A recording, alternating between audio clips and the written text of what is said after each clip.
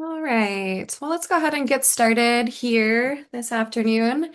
Thank you all for joining us for this quick webinar as part of our Activist Night series. I see a couple names in the attendee box of folks who've been to our Activist Nights in the office. So just to let y'all know, this is a monthly event that we host. Usually it's at the KS Wild office in Ashland.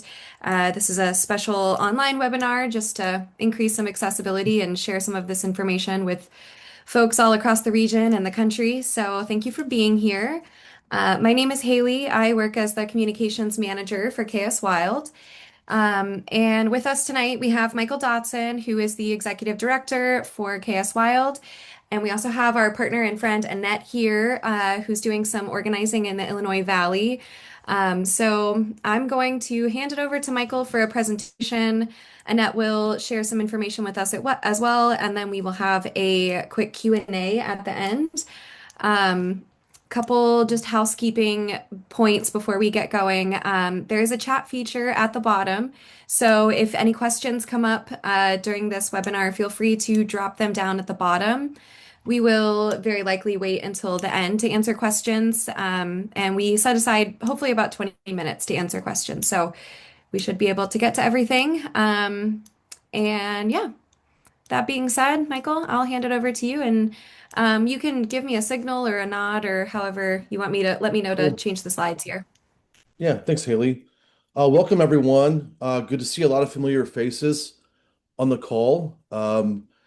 Haley introduced herself, but I also want to mention we've got Jen Aguayo. Jen's our new Rogue Riverkeeper program manager. Jen's on the webinar as well, tuning in. And we also have board member Mike Honkamp. So good to see some other folks and other familiar names around here. And thanks for coming, everyone. Yeah, we'll spend about 35 minutes going through some slides talking about the landscape, the threats, various efforts to protect this landscape, the challenges with doing so. And then Annette will chime in a little bit. We've been working with Annette over the last 7 months or so on an organizing contract in Cave Junction. But Annette's been around, she'll tell you more, been around for 30 some years in Cave Junction, working on various community activist projects. So it's good to have her here too, from that locals perspective. As Hilly mentioned, KS Wild's based in Ashland, but we cover 8 million acres of public land in the Klamath-Siskiyou. And I think Haley can move to the map if you want to right now, just to kind of get the layout. So if some of you are seeing us for the first time, again, Michael Dodson, director. This is a map of what we consider the Klamath-Siskiyou region. Really, it's the Klamath subprovince, and the Siskiyous are more of the range here in Oregon. But we cover about 8 million acres of public land as watchdogs. And that's 5 national forests, a couple of them in Oregon, 3 of them in Northern California. And in Oregon, we also have quite a few BLM forest lands in Western Oregon that are some of the lower elevation public forest lands. So this landscape is one of the most biodiverse in the world. It's on the UNESCO list for its biodiversity, specifically its plant diversity.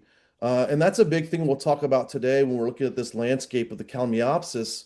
And really what I think scares a lot of us is the impacts that mining would have on these precious resources.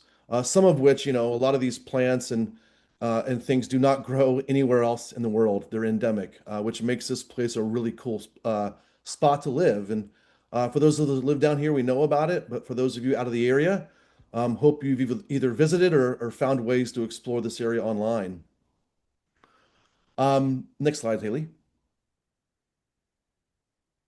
Mining, I think just to get across to all of you, mining speculation is not new in these parts. I think there's a long history of mining that goes back to the 1850s with the Southern Oregon Gold Rush, which came after the big California Gold Rush. But folks started coming to the Rogue and Illinois valleys in the 1850s, displaced a lot of Indian tribes, Native American tribes, of course. And even this modern day nickel mining rush, you have prospectors going back as far as the 1950s in places like Curry County, where they were exploring nickel mining all the way back then. This most recent threat that we're going to touch on today really popped up after about a decade of some, what I'd say is relatively quiet mining issues. We had secured a temporary mineral withdrawal back in 2016 as the Obama administration wound down. That 20-year moratorium was helpful and covered about 100,000 acres of public lands in Southwest Oregon, mostly around the North Fork Smith and Rough and Ready Creek, but also a small parcel over in Hunter Creek and Pistol River. But about 2024, we heard about this new company coming through. It's called Spruce Ridge Resources at the time. Didn't know much about it, but this screen just is evidence of what they were doing just a couple of years ago, going around to local media. This is a JPR interview from the Jefferson Exchange back in 2024, where we heard from Steve Balch and Spruce Ridge Resources for the first time. Since then, they have rebranded as Homeland Nickel. They're a multinational corporation based in Canada. And since then, they have staked claim to about 18,000 acres of mining claims across Curry, Josephine, and even one in Jackson County. Next slide, Haley. Just this couple months, or sorry, a couple weeks ago, JPR had a longer form piece that's worth reading. This is from the headline of that. And I just, wanted to make mention that Homeland Nickel has been very active of late, being in the area and making sure the media is aware of what they're doing. If you ever want to follow what Homeland is doing, we follow them mostly through their own website. They've got a lot of information about these individual mining claims on their website, as well as a pretty active press release section. So a lot of the information we're gathering from what's happening really comes from what they're saying. And so JPR spent some time with them. And it's just interesting to sort of see how they're approaching this work. There's been several interviews where Steve has talked about the CEO of Homeland Nickel has talked about how this landscape really doesn't have a lot of people. It's kind of wasteland. It's the serpentine rock. But I think what Annette and myself and everyone else out in Cave Junction is really doing the good job reminding this company is that these are beloved places. We love these public lands. They're a part of who we are. They're very much a part of our community as well. And so we are going to speak up and defend them.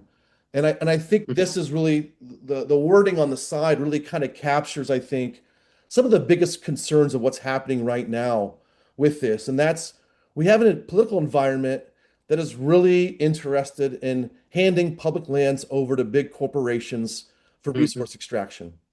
This is not just happening with mining, but also logging, states advocating for taking over federal forests or public land. And I think this is just sort of what, Steve is talking about. Since the Trump administration has become involved directly with our file, we're getting very timely responses. But Balch says the company could start mining in a couple of months if it had all the necessary permits. But while the administration may be favorable to mining, he's prepared for a less welcoming response during public comment.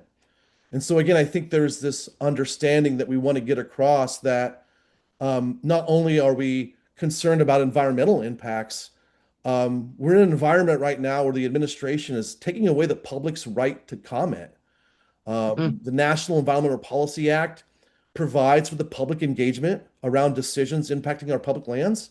And frankly, that opportunity and that right of ours is slowly going away. And that's a concern for all of us, is that decisions on public lands may not include public engagement. And so we're going to also talk about that too a little bit. Next slide, Haley. This is a map from our friend Barbara Yulian. Barbara and others have been working on this issue for decades. KS Wild does not do this work alone. We are very much a part of a widespread partnership that includes local groups, local organizers like Annette, other folks on this call. I've seen Gordon's name pop up, Mike Splain, Water League, Smith River Alliance. Kalmiopsis Audubon, Friends of the Kalmiopsis. We're also working with American Rivers and Pacific Rivers and Trout Unlimited to do a lot of this. I think Christie also with Southern Oregon Land Conservancy is here, and they're also doing more work around this, given these mining threats are on their backyard as conservation landowners at $8 Mountain. So thanks to Barbara and others, we have a lot of resources, a lot of knowledge of this landscape. And this is something we've been sharing a lot with people just to get you a scope of what's happening. So all of those red spots on the map are places where Red Flat has laid claim to either taking over old nickel mining claims or they've established new ones. There's a mix of old and new. The ones there on the sort of center top left, Red Flat, that's in Curry County. That's near Hunter Creek and Pistol River. Sort of in the center of the page, you'll see one called Cleopatra Ridge. That's the North Fork Smith. And then we've got some others in Rough and Ready Creek and Josephine Creek, and also along the wild scenic Illinois River near $8 Mountain. Um, Annette, is there anything you want to share about this map? You've been No, except to make note that these mining sites are all ginormous. There's a slide that Michael's going to show you somewhere that shows the one existing mine that went down in Riddle, north of us, and that was a 600-acre site. The average site on these maps, they're in a couple thousand acres. One of our sites is 4,400 acres. That's 7 square miles, and yeah. so that's just a ginormous amount. And the thing to keep in mind is the mineral content here is so low grade that for them to make any money, they must mine it all. That whole concept of economy of scale. And so that's why these mine sites are just so very, very huge. And it's terrifying. Yeah. Thanks, Annette. Yeah, I think we've heard from the CEO that they want to develop what is an industrial mining district. Yeah. So it's not just one, but it's all of these. I think they're determined to see move forward. Next slide, Haley. This is a document that just goes to show you a little bit about the summary, highlights each of these areas and locations, gives acreage. Again, areas Mhm. like Red Flat, Cleopatra Ridge, Rough and Ready Creek, $8 Mountain, Woodcock Mountain, and Josephine Creek. Other mine sites, West Fork, Illinois, Snailback, Shamrock, which is actually up in Jackson County. That's one that's up northeast of Rogue River, in the East Evans Creek watershed. So they are definitely finding claims all over the place, including one that's up on what's called Iron Mountain, which is all the way over on the Elk River and Rogue River divide north of Gold Beach. Next slide, Haley. And there may also very well be more that we're not aware of yet. Right, They're still sniffing around. exactly. Yeah, I just wanted to take a few moments just to sort of share what I feel like are the values and the beauty of these places. These are not, a lot of them maybe take a couple of hours to drive to on a dirt road, but they are by no means inaccessible. I had the pleasure of taking a trip last October with a group of folks. Mike is on this call. We went out with who else? Some Ann Velisis and Tim Palmer, some folks that really know wild scenic rivers really well. Had a beautiful couple of days in the fall up on the high ridge lines of the North Fork Smith River. And if any of you have ever rafted the North Fork Smith River, you might be familiar with an area called Major Moores. That's the put in for the whitewater stretch of the North Fork Smith, not too Mm. far from the state line, the Oregon California state line. If you're in a OHV high clearance rig, you can get out to this area, and then you kind of park right at the state line and you hike across into far southwest Oregon. You're not too far from the Oregon California border here. Definitely some fire impacts in previous years, but it was quite lush up here, very green, a lot of vegetation.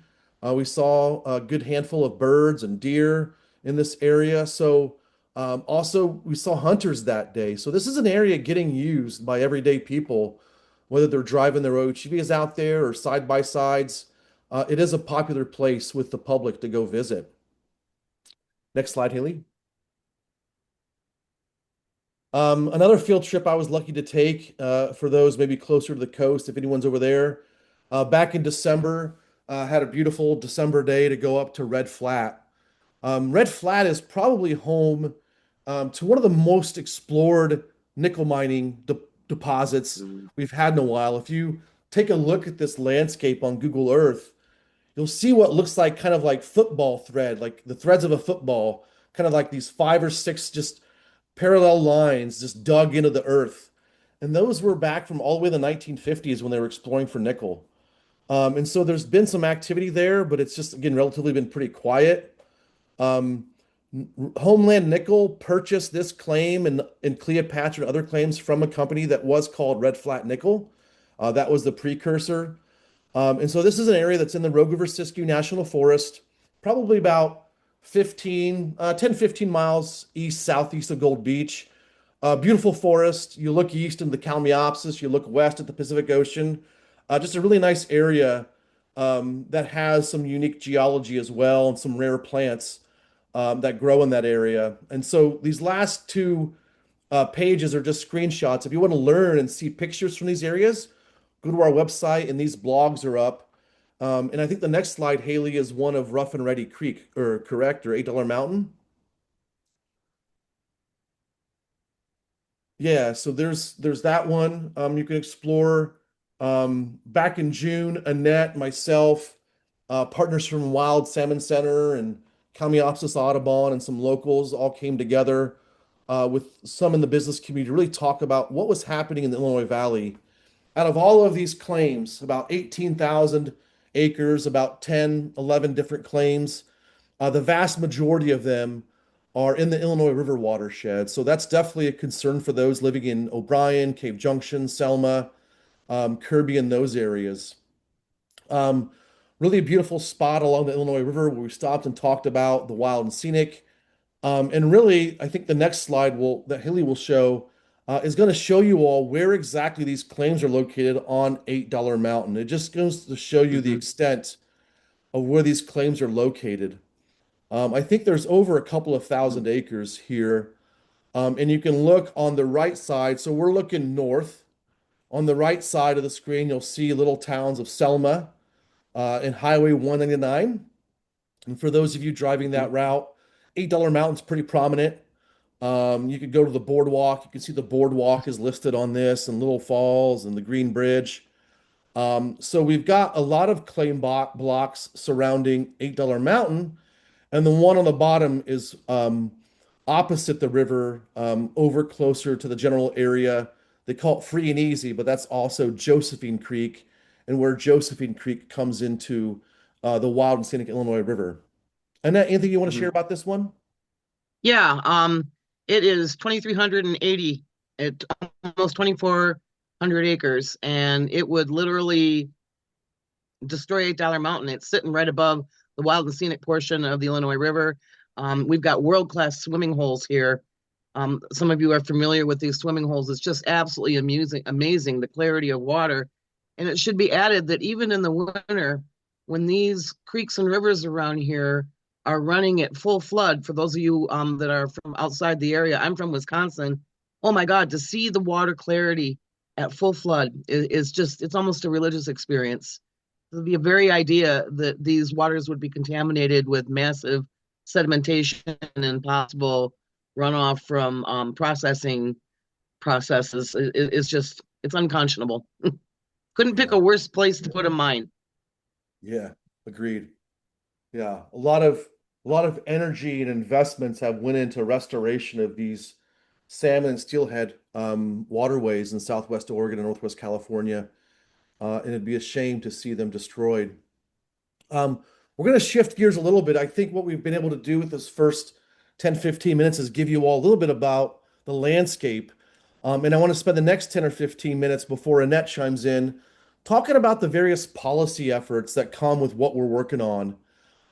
We've been trying, groups, communities have been trying for decades to protect this landscape for future generations from this mining threat. And there's been some mixed results. Back in the 90s, on the California side of the Smith River, when nickel mining was popping up in the 1990s, 80s and 90s. They secured the designation for the Smith River National Recreation Area.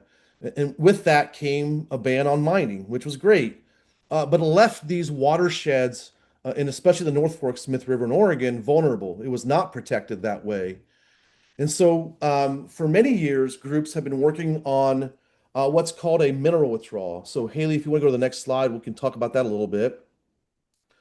I mentioned this before, but back in 2000, end of 2016, early 2017, a lot of groups were working on a moratorium, a temporary mineral withdrawal, which under the 1872 mining law, there are avenues for protecting landscapes from mining.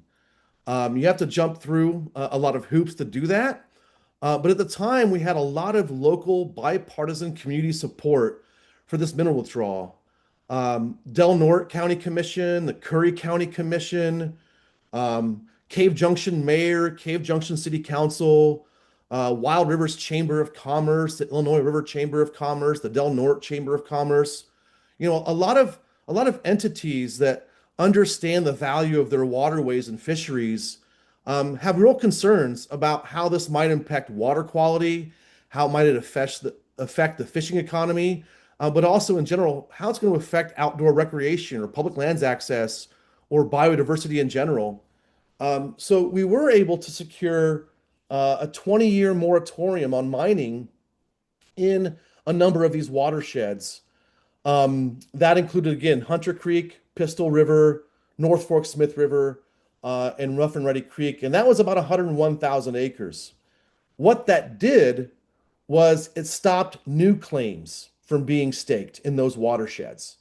So that was a real advantage. Let's stop new claims from being put down. What's happening now, though, is that Homeland has purchased pre-existing claims, and they're trying to prove what's called validity for that. They're trying to say that they have a valid right to these claims, even with the mineral withdrawal there, and that they want to go ahead and mine. The next slide Haley will show us is a little bit about the boundaries. This map here, which is labeled Rough and Ready and Bald-Face Creek Mineral Withdrawal Proposal. The red line shows you all a portion of that mineral withdrawal that we secured 10 years ago now, or about 10 years into that mineral withdrawal. The red line, you'll see in the middle of that red line, there's kind of a black dotted line, and that's the dividing line between the North Fork Smith watershed, which is to the west of that line, and to the east of that line is Rough and Ready Creek, and that is pretty much also the dividing line between Curry and Josephine County. And so we're happy to have that mineral withdrawal. It's in place because we're also asking and proposing legislation that would permanently protect this landscape. That's called the Southwest Oregon Watershed and Salmon Protection Act. We've been introducing that in Congress for the last 14 years, trying to get it passed. And I think, as many of us know, Congress, I think, is a somewhat dysfunctional body these days. So it's definitely challenging to pass legislation, especially for an area that's such a small, piece of the entire public landscape. But we are not relenting in that effort. And Senator Wyden and Senator Merkley continue to advocate for that bill. It's our hope that in the next 10 years, we don't have to renew that temporary withdrawal, that we can get permanent protection for this landscape. But again, that's even limiting itself. I'll talk to you a little bit more about the newer claims in the Illinois River that are out of the withdrawal area that give us a bit more concern. Next slide, Haley. This just lays out to you all a little bit. I think what's important to note here, our only course of action in protecting these landscapes from exploitation is not just one bill. We have several bills set up that could help us with this. Each of them represent, to some degree of difference, a different either watershed or maybe combined watersheds. All of these bills come with protections against protections that include a permanent mineral withdrawal that would limit new claims from being staked. That's again, I just mentioned to you all the Southwest Oregon Watershed and Salmon Protection Act. That's also a part of the River Democracy Act, which on the next slide we'll look at includes some portions of the Rogue River and expanding wilderness there. Um, we also have the Smith River National Recreation Area Expansion Act, which would expand the national recreation area into the Oregon portion of that watershed. And then we also have the River Democracy Act, which has been introduced last Congress, which would expand wild and scenic river protections to a lot of the Illinois River tributaries, which would be helpful.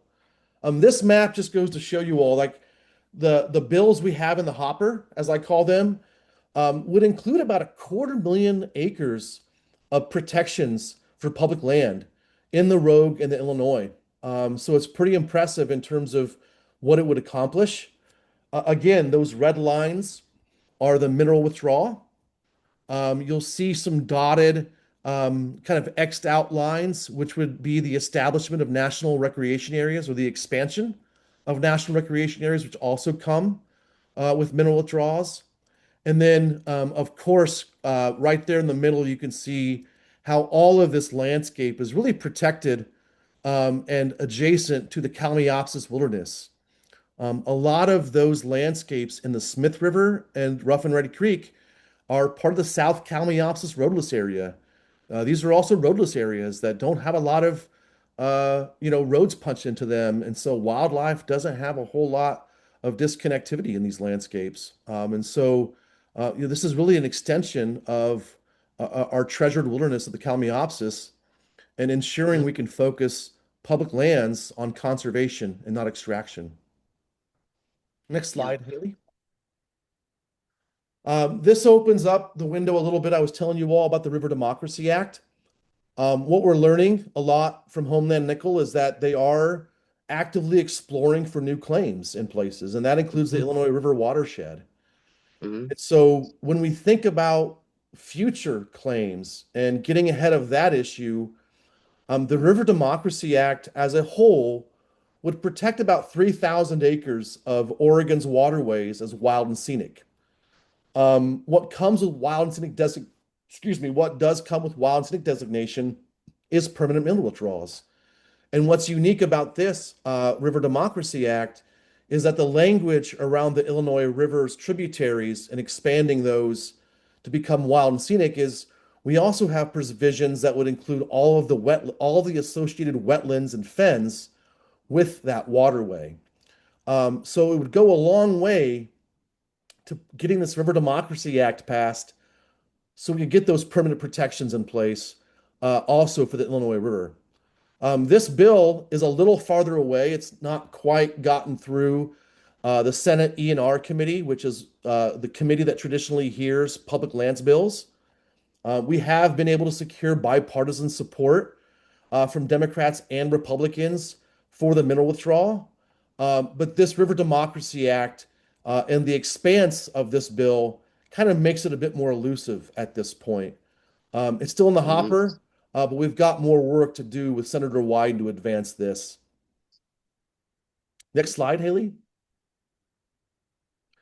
Yeah, we'll spend a couple of minutes here, then I'll turn it over to Annette so she can talk a little bit about the local work. I took that Despite our picture. frustrations with Congress, we can't wait for them to act. We can't sit back and let Homeland Nickel dictate the terms of what they're doing. And so KS Wild is actively working with partners on a number of fronts, you know, from federal legislation to statewide designations to also just tracking what Homeland Nickel is doing with the U.S. Forest Service. So, there is this effort, our team at KS Wild and others at Kalmiopsis Audubon and Friends of the Kalmiopsis, we're in constant conversations with the Rogue River Siskiyou National Forest. That's the decision-making body for Homeland Nickel's exploratory drilling. So we're just Mhm. tracking that planning, that permitting process between the Forest Service and Homeland Nickel. We'd love for the Forest Service to be doing public comment periods, but because of just conditions right now, they may end up doing what's called a categorical exclusion, which precludes Mhm. the public from engaging. in the comment period. But we'll be continuing to talk to them and encourage them to have a transparent project and transparency that makes sure the public knows what's going on. Uh, we're keeping Oregon senators apprised of what Homeland is doing. We have monthly meetings. We're inviting local personnel from those offices to various public meetings and forums with community members to just demonstrate that we need them to kind of keep being champions for these landscapes. KS Wild and partners are also looking and trying to be creative with some state level designations. Under the Clean Water Act, states have the ability to establish what's called an outstanding resource water. We actually Mhm. have three ORWs, outstanding resource waters, in Oregon. Crater Lake and Waldo Lake are the most recent ones. But our first one ever was the North Fork Smith River. That became an ORW in 2017 with the likes of some folks on this call like Gordon Lightfoot. And what ORWs do is they establish a water body with Clean Water Act, some of the strongest Clean Water Act designations to where you cannot degrade the water quality from where it is today. So our hope over the next 6 months or 7 months is to work with DEQ on a nomination for both Rough and Ready Creek and the Wild and Scenic Illinois River to establish these Clean Water Act designations so we can really focus in on how inappropriate it would be down the road to ever put mining of any sort in these watersheds that could degrade that water quality. So that's Mm. what we're working on right now.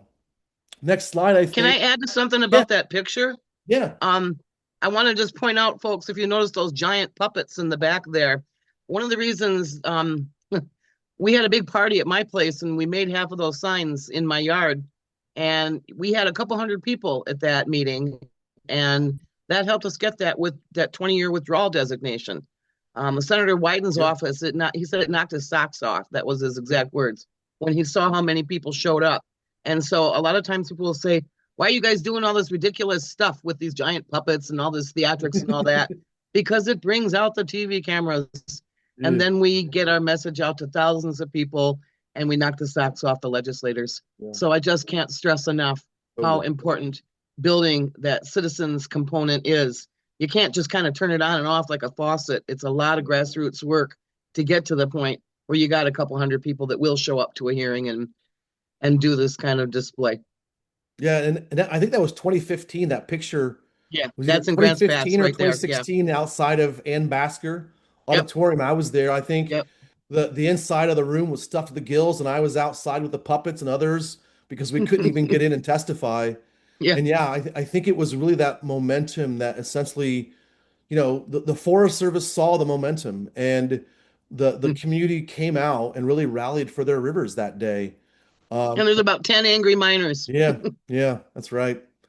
Yeah, next slide, Haley. I think we might be time to turn over and have Annette share a little bit. Oh yeah, this is just sort of ongoing stuff we're doing. Told you all about the partnerships. Working with a lot of different people. It requires, a lot of coordination, bringing folks together. And Annette's been doing a lot of community events the last few months. We've got one next month at SFI. If you want to support us in fundraising, one of the things that we're, trying to put a lot of resources to right now, is more organizing on the ground. Not only is Annette working with us on contract organizing, we're also working with some other folks in the community to help us with field checking and field monitoring.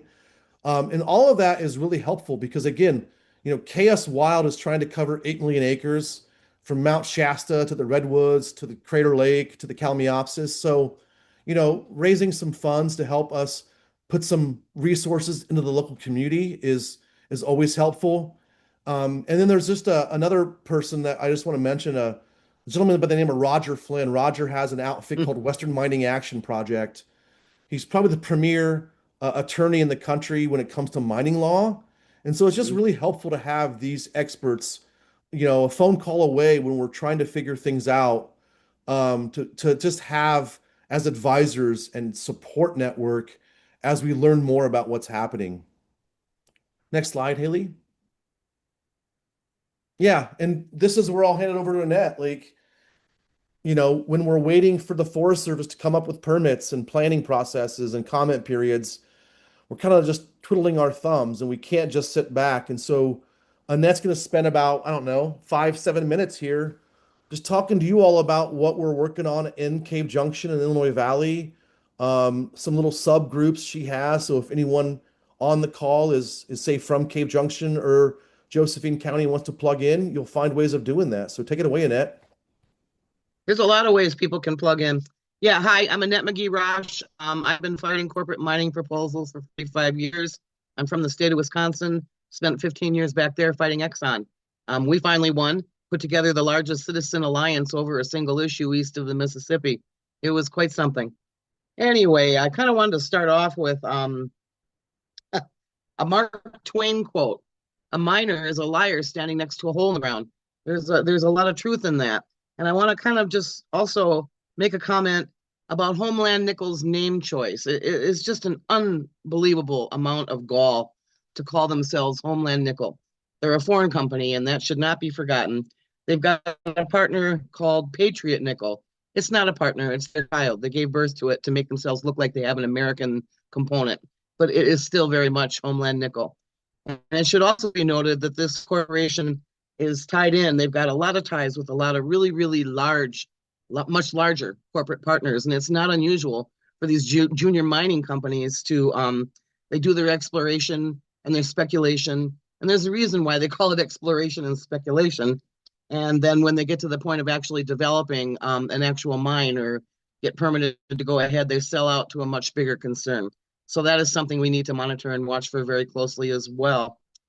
Okay. What I want to do is just kind of give you a little bit of an overview of kind of what we're doing here locally. And locally, people here, they perceive it as an existential threat to their very lives. If this mining district, again, and we're using this phrase as much as possible, massive industrial nickel mining district, massive industrial nickel mining district. We want to really put that into the whole lexicon out there for people to really remember that we are talking about a huge, huge thing. And so people here would be coping with just a massive amount of truck traffic, toxic dust, noise. Their entire life's reality would really change. And people here, they're educated and they get it. We're one of the poorest little communities in the state of Oregon, but we're extremely rich in other ways. And there's an awful lot of irony for Homeland Nickel to try to come to a place like this where we've got this world-class biodiversity. And frankly, less than 1% of the surface freshwater found anywhere on this planet is as clean and clear as what runs through the majority of the creeks and rivers here. And that's a statement that's been made by the Union for Concerned Scientists. And so in a moment, I also wanted to just mention too, that when we make a lot of comments about the issues, it's really important that we're accurate and that we really get it right. Because, let the other side lie their pants off, and they can, but if we get a decimal point out of place, they'll hang us up on a wall over it. So we really want to pay attention to accuracy in our messaging, and we're working really hard to do that. Okay, a couple things I just want to stress here is that one of the things the Homeland Nickel is talking about is that we should be kind of grateful here in the Valley because, we are such a poverty-stricken place and don't we need the jobs? No, we absolutely don't need those kinds of jobs. That's Nickel Mountain that Michael just put up right there. That's about a 600-acre site. Now imagine that 4 times that size at several different locations right here in the Valley. That is just, it's completely unconscionable and unsustainable. And this issue of jobs, I think, is really important to drive home that there's national trends in the mining industry now whereby they import in their geologists and technicians and their engineers for 2-week-long, month-long shifts, and they work those shifts, and then they move them on out. The industry is highly automated. They're not going to put local yokels on their millions of dollars worth of machines. There'd be a few truck driving jobs, some general labor jobs, but it's really, they're not honest people. To say that there's going to be a bunch of local jobs, it's just not true. And so we really need to kind of quash that as much as we possibly can. And I think another important part of the messaging that we're trying to bring across is about recycling. In 2024, 54% of the domestic nickel use in this country came from recycled and reconditioned sources. It went up to 60% last year. That number has fluctuated over the years. It has to do with market variables, but basically, this whole thing, and this is something that I want to share with y'all, especially people, our partners that are from around the country, is that there is a whole false narrative that is very much driven by the industry that, oh my God, we need this nickel. It's Project 2025 rhetoric, which has been around for much, much longer than that. I remember over 40 years ago that those that which opposed us used to say, well, we need these mines and these new minerals out of the ground because recycling won't bring enough to satisfy the demand. It's the same thing they've been saying for many, many decades. It wasn't true then, it's not true now. The technology is changing so fast, it's just unbelievable.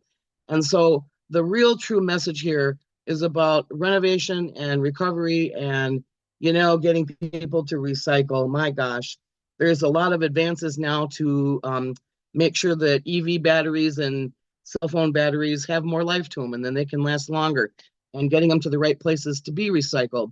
There's a whole industry there that's just sitting on the edge of it just needs the public to push it over the edge and have the market drive the whole development of the industry, because it's poised, it's ready to go, the technology exists.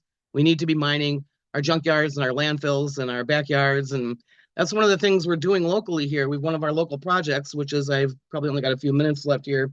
I want to talk about what we're doing here locally, and one of the projects is a bunch of high school age kids going around and collecting a whole bunch of recycled nickel.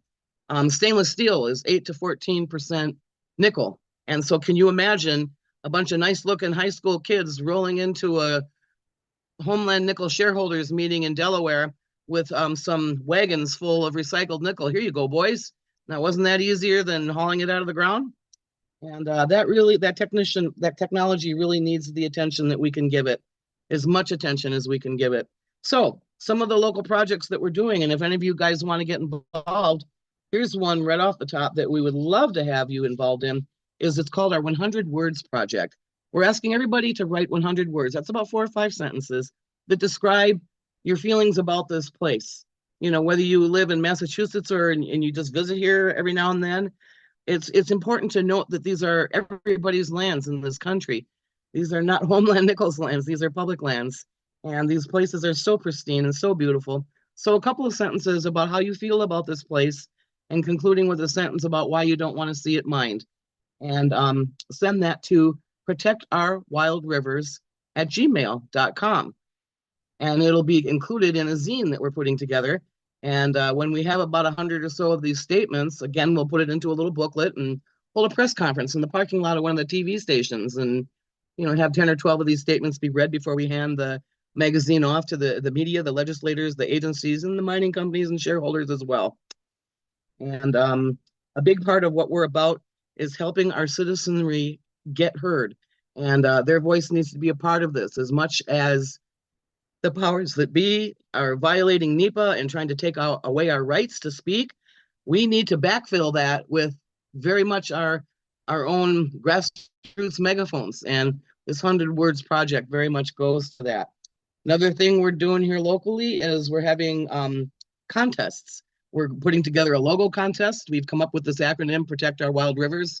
We're going to be developing a website by that name. We currently have a Facebook page. It's just kind of getting up and running now, but you can go there and check it out where we're posting events and things. And we're launching photo contests, logo contests, and we're doing a film project. We've got a film project coming off the ground as well, where we're going to take video of a bunch of people that are speaking to, kind of like with the 100 Words Project, why they feel the way they do about this place. And we'll be putting that together into some nice clips, 20-second clips, 1-minute long clips, 10, 20, 30-minute long clips. And I don't know if you guys ever heard of Emma Goldman. She was an activist who helped the women get the right to vote back in the 1920s. And she famously said, "If there's not dancing at this revolution, I'm not coming." And so we're really very much bringing an Emma Goldman energy. We had a Sierra Club meeting last night, and we launched. Here's a new one for you, Michael. We're getting a new chapter of the Raging Grannies up and running. Good, good. The Raging Grannies, the Radical Cheerleaders. We got a song in the hopper. Remember the Beverly Hillbillies thing? Gonna tell Yeah. a story about a miner with a scheme. He wants to tear our lands up, we say only in your dreams. And on this goes. And so we're just kind of getting this energy off the ground with a lot of humor and high hilarity and color and 10-foot tall giant puppets and just bringing it all out. And it's engaging. People want to be involved. They see it coming and they're like, wow, where do I sign on? And so, those are just a couple of the things we're doing. Oh, and our petition campaign. Yeah. It's basically a national show of hands. KS Wild has the petition up on the site. And so we appreciate it as much as anybody can help to get more signatures. Again, signatures from around the region and around the country are equally important as well. And again, I just can't underscore enough how important it is that we drive home that these are all of our public lands. They do not belong to an upstart junior mining company from Canada. These are our lands. So thank you all for being here and hearing me. And oh my, there's so much more I could say. Yeah. Let me just take one really quick look here. Oh, Do you want to mention well, the next just event? watch for, pardon? Want to mention the next event? Yeah, hey, August 18th at the Siskiyou Field Institute. We'll have another potluck out there from 5 to 8, and we'll have a lot of fun. And like the last meeting, it'll be a working meeting. We'll have whiteboards going with people signing up. We've got speakers projects. That's another project we've got going is we're developing the speaking skills, doing role-playing sessions. We had our first role-playing session, Michael. That was a lot of fun. Good. Where people are practicing speaking about how they feel about the issue. And that really is, again, it just kind of it's a lot of fun and all that, but there's a very serious point to it all to help people get really clean and clear on what is the correct and accurate information. 4 or 5 word punchy sound bites, bam, bam, bam. They get used to saying them out loud. And then that way, when they deal with a neighbor or somebody at work or somebody who's like angrily opposed, they can pull that experience out of their back pocket and recite it with ease. And so anyway, we're just doing a whole lot of stuff to blow on the coal and grow the activism here so that we can be responsive. So whether it is hearings or the Outstanding Resource Waters project that's coming up, process that's coming up, it could be any number of reasons. But when you want to have a couple hundred or more people show up to an event or an action or a hearing, there's a lot of groundwork that has to happen before you get there. And so we're doing that groundwork, and regardless of how this whole thing goes, we're ready to respond. Yeah, great. Thank Thanks, you. Annette. Yeah. Yeah, I'll just Haley, go to the next slide. I'll just finish before we do the Q&A. I'll just a couple more slides. I think Annette sort of picked it up quite well. Just some other resources for folks to learn about what's going on. KS Wild's working with American Rivers. We've elevated the Rogue in the Illinois, the joint watershed, as one of America's most endangered rivers this year. Not just because of the mining, but because of roadless rural rollbacks.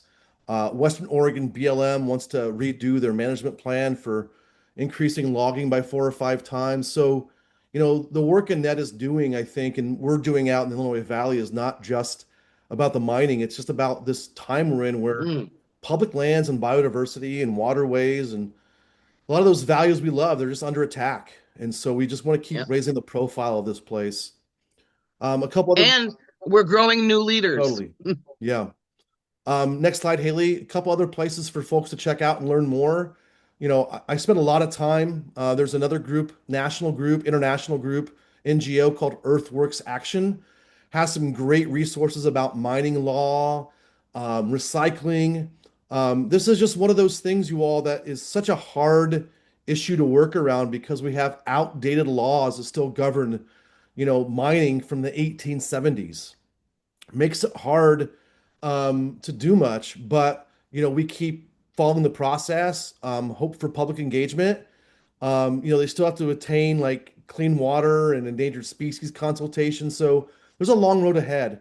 But the 1872 mining law, if you ever want to learn more about that, there's a link at the bottom here that you can check out, or just go to their website, earthworks.org. Good stuff there.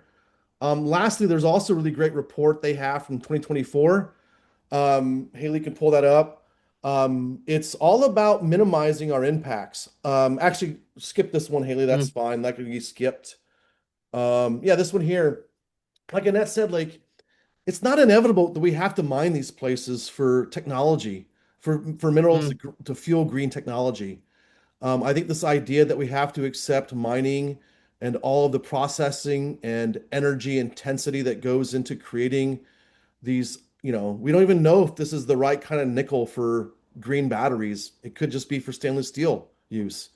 But I think there's some really important things for the conservation community to wrap its head around if we're going to move to zero emissions or a carbon-free future. What does that look like if we need to keep mining for nickel? And so the last slide here is just a reminder from Earthworks and those authors of this report. It's not just about where we source things from, it's about recycling, it's mm. about urban design, it's about mass transportation, how we move people across the landscape. So I just Mm, encourage people like, you all on this call, as we think about, what our future looks like and how we're going mm, to enhance the wildland and biodiversity values of these places, and also think about a green future that is, a lot less reliant on fossil fuels. If we continue to damage these landscape to get to that mineral, is it really green? Um, yeah. so I just encourage us to think about that. Anything else after this one, Haley? Is there one more slide? I think it's just, yeah, this one here, reducing car dependence, shifting to smaller and more efficient batteries, using vehicle batteries more intensely, closing the loop on the cycle, and then also just sourcing minerals in general. There's also a lot in this report that just highlights where nickel mining is impacting globally, like Russia, Indonesia. These are places where, waterways and aquatic habitats are being destroyed. It also gives us hope. It shows us examples of where we are changing the paradigm, where countries are moving to more mass transportation and better urban design. So I do encourage us to think about these other resources and inform ourselves about what it's going to take to be truly green with our technology down the road. Uh, Yeah. we've got some time left here. I think the last slide is just a thank you. Follow us. You can follow us updates at kswild.org. Haley runs social media for us. Most of KS Wild social media is Facebook and Instagram.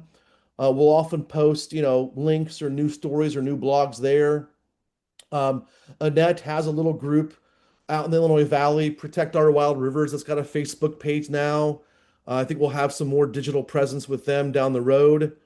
So It's growing fast. yeah, so we're just trying to, build this up to where the immediate threat, clearly, for a lot of folks in Illinois Valley is this mining, but it won't be the last threat they have to deal with when it comes to Right. public lands. So I think Yep. just again, establishing a longer term presence out there.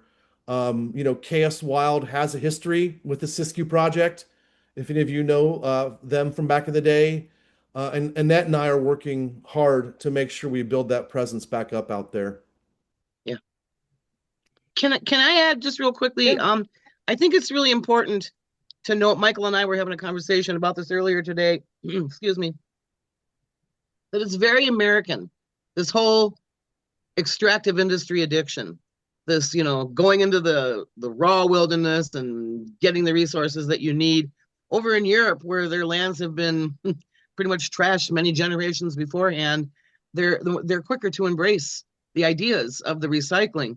And again, I can't stress enough that it's terrifying to me sometimes to even hear environmentalists that are repeating the industry languaging, saying, "Oh, well, recycling's all fine and good, but it won't satisfy future demand." Even mining activists are sometimes parroting that, and it's just not true. And so I just really want to encourage people as much as possible to help every American realize that we have to give up our idea of sourcing materials cheaply and easily raw from the earth. It's whether it's logging or mining, it's not just really destructive, it's unnecessary. It's unnecessary. And I think that's so important to drive home. Yeah. Thanks, Annette. We Yeah. have Um, one person in the chat that has their hand up. I've got Les.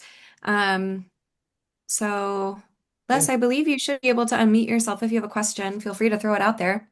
Yeah, well, first of all, Michael and Annette, thank you very much for this information. Uh, a sort of specific question to a general topic. Michael, when you showed the slide of the existing mine, I think 600-acre mine, you're talking about how much bigger it's going to be here. That's the Riddle nickel mine. Is that right? Yeah. Yeah. Yeah. Riddle, the overview when Annette was talking, it's called Nickel Mountain. That's in a Riddle. That's been Oregon's only nickel mine in history. Opened up, I think, back in the late 50s, early 60s. Operated until the early 90s. What's interesting about that, Les, is oh, you passed it, Haley. Go back down a little bit. Right there. Yeah. Yeah, several hundred, this is just several hundred acres, right? And Annette tells you like the vast majority of homelands claims are 1,000 acres to 3,000 acres.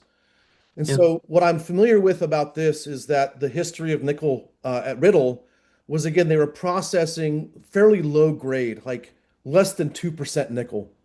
And by Hmm. the end of its lifetime, they were importing nickel of only a slightly higher quality, maybe 2.1% or something Yeah. small, like still insignificant. All of that nickel they were doing at the end of their life was coming from overseas at New Caledonia. So, New Zealand. yeah, so just Yeah. north of New Zealand. Yeah. So, that's an interesting, the World magazine out of Coos Bay. I've been exploring more of their archives of late. There's not a whole lot of information about Riddle Nickel Mine, but you can Google, I think it's either the Southern Oregon Historical Society or maybe the Douglas County, one of the two from Southern Oregon, does have a presentation from just a few years ago about the history of Riddle Nickel Mine. Hmm. There was definitely some issues with air quality and respiratory impacts to workers and local community members. So again, maybe not as much of an impact to say water sources on this one in particular, but there is a neighboring copper mine in Riddle, Formosa, which is a Superfund site. So Yeah. again, just kind of representing the legacy that comes with these mines, whether it's pollution or not, like this is what's left of Riddle Nickel Mine is this big scar, you know? And the state There's did list them on their toxic release inventory in the 90s as being one of the top polluters. Yeah, that oh, Oh, we lose less? yeah, I don't, where'd he go? Oh, they're back. okay. Yeah, sorry. Can you hear me now? Yeah, go ahead, Yep. Les. Yeah.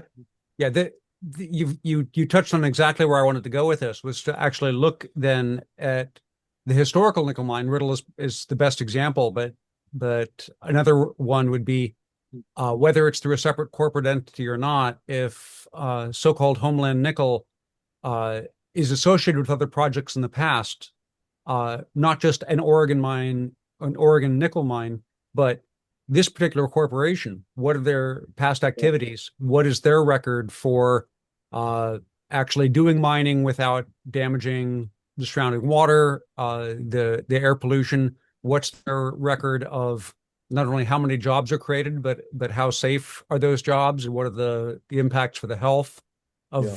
of both miners and people in the area, so that the most specific examples possible can be and relevant examples can be pulled out to counter the kind of, oh, we're going to bring jobs to a poor area, or hey, I don't want my cell phone to go dead, so I guess I need to support more mining.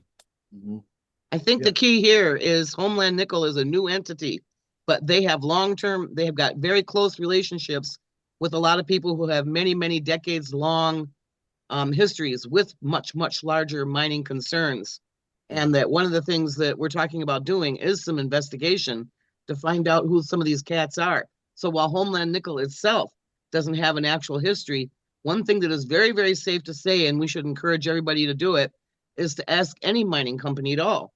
Give me just one single example of anywhere on the planet that they have conducted a mine that did not cause pollution.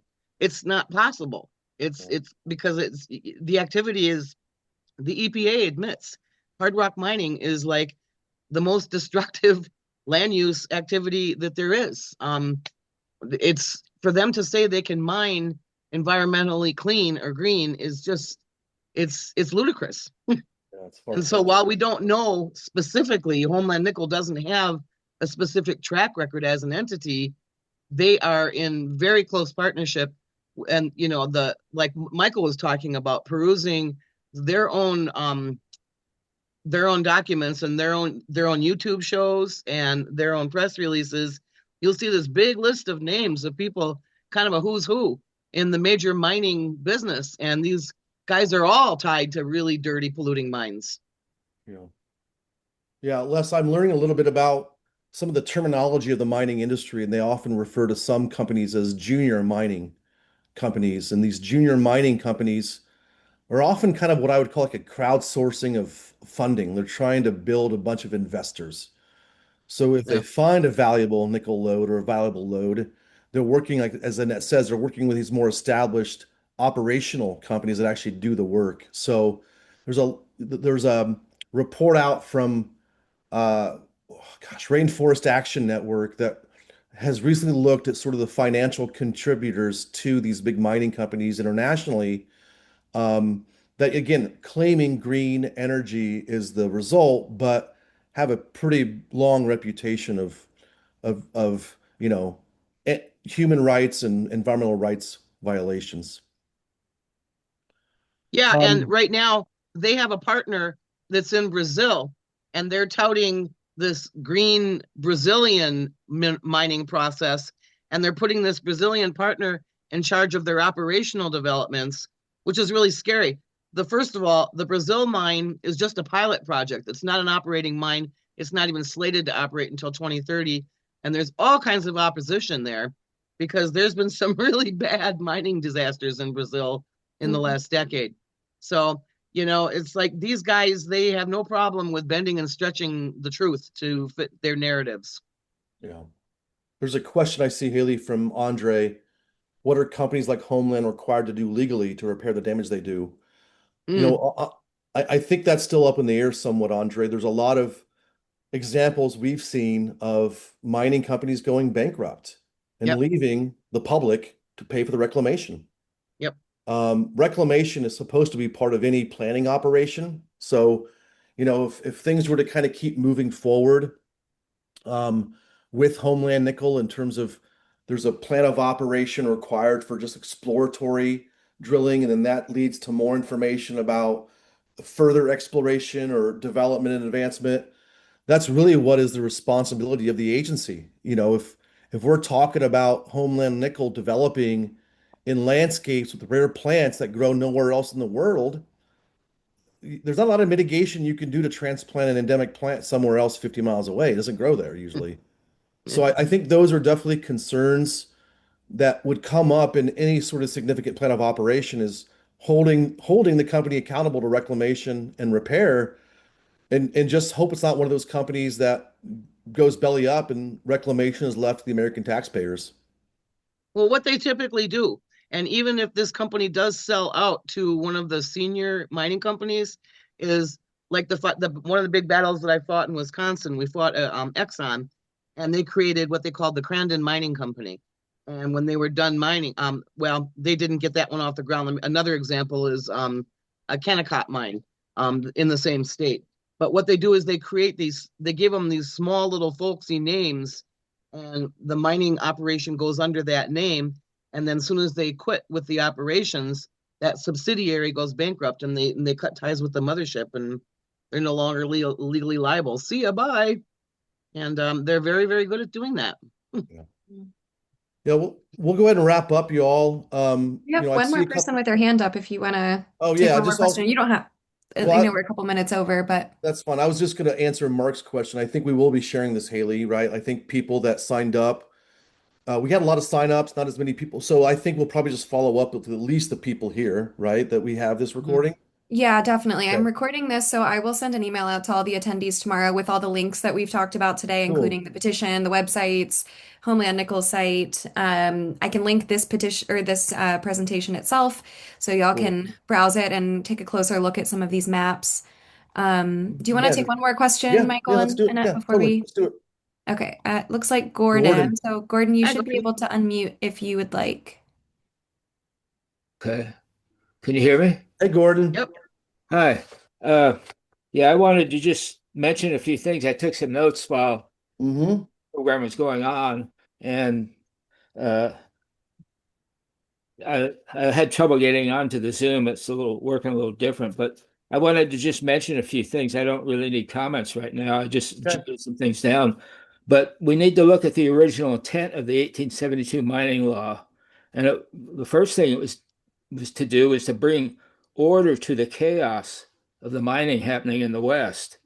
And it gave them a right to prospect, not a right to mine. Mm-hmm. It was for citizens, and they wanted to get citizens to live on the land, just like the Homestead Act. And a, a couple other things here that in 1886 there was this lawsuit, Santa Clara versus Southern Pacific Railroad, and that's when they said that corporations are people, Mm. which is of course BS. But you might want to listen to a Neil Young song called Big Box, Okay. which explains that to some degree. Cool. All right. Also, we need to keep in mind the public trust doctrine. And I think the public trust doctrine will override almost any law if you get the people behind it. And also the outstanding resource waters.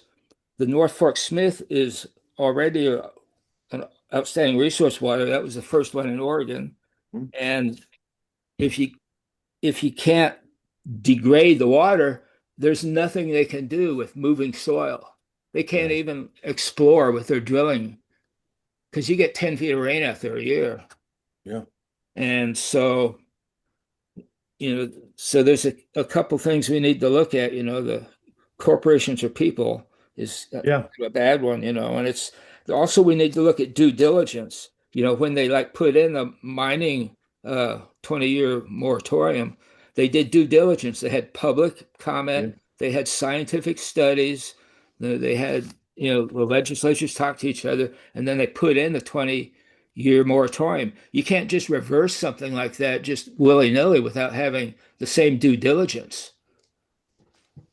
And Exactly. Yeah. so anyway, I think we need to consider some of those things. And Absolutely. Yeah. I mean, glad you're on the team, Gordon. I know you do my some of that point of stuff. view is that all of their mining claims are illegal because they're not people. Gotcha. Well, actually, the United States government declared corporations people in 1907 is when the Well, date I that refer happened. back to 1886. That was Mm. Santa Clara versus Southern Pacific Railroad Company. Maybe they did something in the state, but anyway, the federal designation happened in But just 1907. because they say it doesn't make it true. Right. No, but what we need is a class action lawsuit, and there's been a lot of case law since then, since the 1800s, where in the 1990s, actually, it was really heavily challenged and tested, and the courts decided in favor of the mining companies that the corporation had the right to be treated as such. And so it's really, really frustrating. There's an organization in Washington, D.C. called the Mineral Policy Center. And what we ought to do is touch base with them, Gordon, to see what is. I have long conversations with Gordon about this whole business of a lawsuit about the 1872 mining law. And what we ought to do is find out what existing efforts there are currently ongoing somewhere else in the country, because I'm sure there So are listen to currently. Neil Young song, Big Box. Good. I wrote that down, Gordon. Too big to fail, too rich to jail. Well, hey, thanks for chiming in, Gordon. I know you've got a lot of experience with that ORW, the North Fork Smith and water rights, so I'm glad you're on the team with us here and you're contributing at the end of this. So we'll wind things up here, you all. Thank you. I'm going to go ahead and read through some of the comments and just to make sure if there were some extra questions, I'll be able to follow up with people afterwards. But we'll go ahead and wrap up this recording, follow up with people. And